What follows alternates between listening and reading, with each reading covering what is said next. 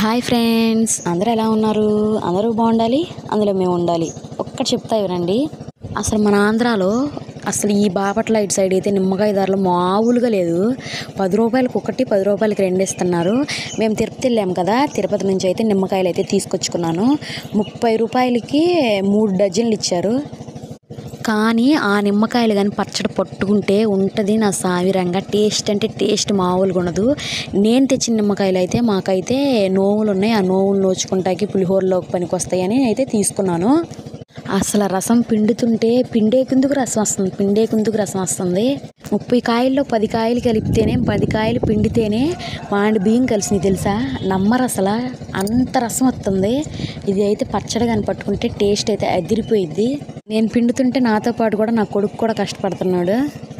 నేను ఏ పని అయినా చేయని, దాంట్లో అయితే నా కొడుకు చేయి అయితే ఖచ్చితంగా ఉండిద్ది. అన్నిట్లో చేయి పెడతానే ఉంటాడు, అన్నీ నేను చేస్తానంటాడు. ప్లీజ్ వీడియో చూసి లైక్ ఇచ్చి వెళ్ళండి. Please please please. Bye bye.